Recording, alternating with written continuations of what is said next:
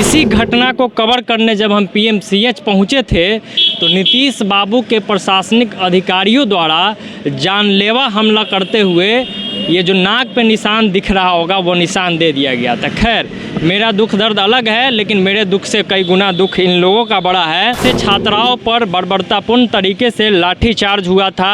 कई छात्राएं जो है वो घायल हो चुकी थी।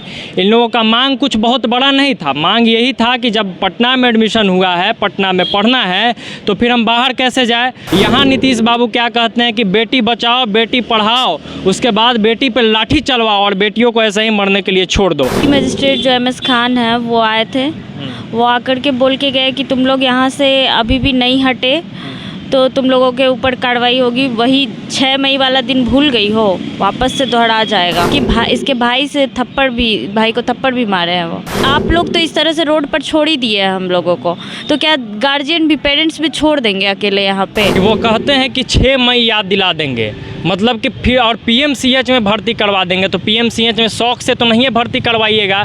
मतलब ये है कि अगर आप लोग यहाँ से नहीं हटते हैं, अपने लड़ाई को बंद नहीं करते हैं, तो फिर से लाठी चार्ज करवा देंगे। ये प्रशासन के लोगों का कहना है। वो तुम लोग को धमकी दे के गए कि अगर तुम लोग प्रोटेस्ट बंद नहीं करती हो तो सबको 6 मई का दिन याद दिला देंगे। फिर से जो पीएमसीएच में जो घटना हुई थी 6 मई को, जो मेल पुलिस के द्वारा मारा गया था, वैसा फिर से हो सकता है। प्रशासन के लोगों को यहाँ उठवाने भिजवा सकते हैं, लाठी चार्ज करवाने भिजवा सकते हैं, लेकिन उन लोगों को हॉस्टल खोजने नहीं भेज सकते। कि ऐसे दस्तूर को सुबह बेनूर को मैं नहीं जानता, मैं नहीं मानता। बात यह है कि अगर इनके भाई इनके समर्थन में आ जाए तो उनको थप्पड़ मार के भगाया जा सकता है। नमस्कार, मैं हूं सिंह आदर्श और मेरे साथ आप देख रहे हैं बिहारी करेजा। मेरे पीछे आपको कुछ छात्राएँ दिख रही होंगी जो लगातार 17वां दिन बताया जा रहा है अनिश्चितकालीन हड़ताल का, भूख हड़ताल का। और ये वही लोग हैं, आप लोगों को याद होगा कि आज से कुछ दिन पहले, कुछ समय पहले, या कहें तो 1 महीना पहले लगभग, इसी घटना को कवर करने जब हम पीएमसीएच पहुंचे थे तो नीतीश बाबू के प्रशासनिक अधिकारियों द्वारा जानलेवा हमला करते हुए ये जो नाक पे निशान दिख रहा होगा वो निशान दे दिया गया था। खैर, मेरा दुख दर्द अलग है, लेकिन मेरे दुख से कई गुना दुख इन लोगों का बड़ा है। और वो भी आपको इस पोस्टर्स में दिख रहे होंगे। ज़रा करीब चल के मैं पोस्टर दिखा दूंगा, तब इन लोगों से बात करूंगा।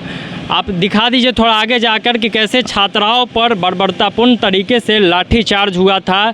कई छात्राएं जो है वो घायल हो चुकी थी। इन लोगों का मांग कुछ बहुत बड़ा नहीं था। मांग यही था कि जब पटना में एडमिशन हुआ है, पटना में पढ़ना है, तो फिर हम बाहर कैसे जाए। और रहने की जो व्यवस्था है वो सुनने में आया था कि लड़कों के साथ किया जा रहा है, पटना से बाहर किया जा रहा है। तो मांग तो जायज़ था, लेकिन नीतीश बाबू पहले पूरे देश में होगा कि बेटी बचाओ बेटी पढ़ाओ, लेकिन यहाँ क्या मांग है, यहाँ नीतीश बाबू क्या कहते हैं कि बेटी बचाओ बेटी पढ़ाओ, उसके बाद बेटी पर लाठी चलवाओ और बेटियों को ऐसे ही मरने के लिए छोड़ दो। स्थिति देख लीजिए कि किस तरीके से पानी चल रहा है। चूँकि लगातार ये लोग अनिश्चितकालीन धरना पे है, आश्वासन कुछ नहीं मिला है, कोई पक्ष में बात करने नहीं आया, लेकिन धमकी देने ज़रूर आ गया लोग। और धमकी क्या दिया गया कि वो पीएमसीएच याद दिला देंगे, मतलब कि फिर से लाठी चार्ज करवा देंगे और फिर से वहीं जो पोस्टर्स में स्थिति दिख रहा है वहीं स्थिति कर देंगे। कहने का मतलब ये है कि हम आपके मांगों को नहीं पूरा कर सकते, हम आपको पढ़ा नहीं सकते, हम आपको हॉस्टल अलाउट नहीं करवा सकते, हम आपके रहने का व्यवस्था नहीं करवा सकते, लेकिन हम आप पे लाठी ज़रूर चलवा सकते हैं, हम आपको घायल ज़रूर करवा सकते हैं, हम पुलिस द्वारा महिलाओं के साथ गलत और दुर्व्यवहार जरूर करवा सकते हैं, भद्दी भद्दी गालियां जरूर दिलवा सकते हैं। कुछ लोग जो देखते हैं, जो बोलने की स्थिति में होंगे, उनसे हम बात करेंगे। हालांकि बेसिक जो जानकारी है मैंने दे दिया है, फिर भी पूछ लेते हैं। कितना दिन हो गया लगभग यहाँ बैठे हुए? गर्दनी बाग में आज हम लोग का 17वां दिन है। 17वां, और हम लोग 4 जून से आज 5वां दिन है भूख हड़ताल पे हैं। अच्छा। सब लोग। और आंदोलन का शुरुआत हमको लगता है कि मई में हुआ। 2 मई से ही 2 मई से स्टार्ट हुआ था। 6 मई को हमारे ऊपर लाठीचार्ज हुआ था। उसके बाद हम लोग 23 मई से यहाँ पे गर्दनी बाग में बैठे हैं। आज 17वां दिन है। प्रशासनिक पदाधिकारी 1-2 दिन पहले आए थे, क्या बोल के गए? सिटी मजिस्ट्रेट जो MS खान है वो आए थे, वो आकर के बोल के गए कि तुम लोग यहाँ से अभी भी नहीं हटे तो तुम लोगों के ऊपर कार्रवाई होगी। वही 6 मई वाला दिन भूल गई हो, वापस से दोहरा जाएगा, इस तरह से बोल के गए। और जो यहाँ पे लड़कियां हैं हम लोगों के सपोर्ट में, अगर हम लोगों के गार्जियन, हम लोग के पेरेंट्स हैं यहाँ पे, तो हमारी दोस्त, हमारी जो यहाँ पे लड़की है, इसके भाई को थप्पड़ भी मारे हैं वो, कि तुम लोग यहाँ क्या कर रहे हो, लड़कियों का है तो तुम यहाँ पे क्या कर रहे हो। तो हम हमारे गार्जियन के साथ यहाँ पे नहीं रह सकते हैं। हम यहाँ पे हैं तो आप लोग तो इस तरह से रोड पर छोड़ ही दिए हैं हम लोगों को, तो क्या गार्जियन भी, पेरेंट्स भी छोड़ देंगे अकेले यहाँ पे? ये सब बहुत ही ज़्यादा अभद्र व्यवहार हो रहा है हमारे साथ। और वो बोल करके गए हैं कि तुम लोगों को PMCH में सबको भर्ती करवा देंगे। कहने का क्या मतलब है? सबको फिर से उसी तरह से पिटवाएंगे? मतलब डराया धमकाया जा रहा है। बिल्कुल। ये लोग मार भी सकते हैं, जान से भी मार सकते हैं। बिल्कुल कुछ भी कर सकते हैं। रात भर हम लोग यहाँ पे बैठे रहते हैं। पुलिस प्रोटेक्शन भी कल से नहीं मिल रहा है हम लोगों को। पहले तो पुलिस प्रोटेक्शन थी, फीमेल कांस्टेबल्स पूरे टाइम यहाँ पे रहती थी, लेकिन कल से नहीं है, कोई नहीं है। अब देखिए निर्लजता, देखिए इन प्रशासनिक अधिकारियों का, नीतीश बाबू के इस सिस्टम का, कि वो कहते हैं कि 6 मई याद दिला देंगे, मतलब कि फिर और PMCH में भर्ती करवा देंगे। तो PMCH में शौक से तो नहीं है भर्ती करवाइएगा, मतलब ये है कि अगर आप लोग यहाँ से नहीं हटते हैं, अपने लड़ाई को बंद नहीं करते हैं, तो फिर से लाठी चार्ज करवा देंगे। ये प्रशासन के लोगों का कहना है। जिस प्रशासन के जिम्मे ये होता है कि बेटियों की रक्षा करना है, इस समाज के लोगों का रक्षा करना है, वो आके यहाँ धमकी दे के चला जाता है। कुछ लोग और हैं, उनसे भी बातचीत करने की कोशिश करेंगे।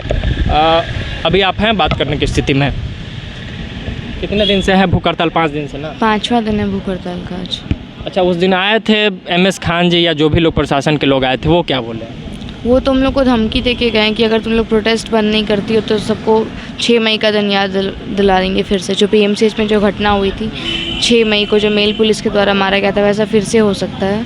और हम लोग पे FIR भी किया जा सकता है और हम लोग का लाइफ भी ख़राब किया जा सकता है। अच्छा, इन लोगों का स्थिति एकदम ठीक नहीं है भूख हड़ताल के कारण? बिल्कुल, सबको स्लाइन भी लगाए, हम लोग खुद से सबको स्लाइन लगा रहे हैं। यहाँ पे सिर्फ आते हैं डॉक्टर्स और सिर्फ यहाँ गर्दनी बाग से, और सिर्फ ब्लड प्रेशर नाप के चले जाते हैं। कोई फैसिलिटी नहीं मिल रहा है हम लोग को। पक्ष में कोई बात नहीं, कोई देखने कोई पूछने नहीं, कोई देखने नहीं आ रहा है, कोई पूछने नहीं आ रहा है। जो विपक्ष के कुछ 1-2 नेता आए थे, आए, फ़ोटो खिंचवाए, चले गए। कोई आश्वासन कोई नहीं दे रहा है। सत्ता पक्ष से एक भी व्यक्ति नहीं आया? एक भी व्यक्ति नहीं आए। मंगल पांडे जी तो कहते हैं कि वो हॉस्टल ढूंढ के थक गए 6 महीने से, टेंडर निकाले, कोई टेंडर नहीं भरा।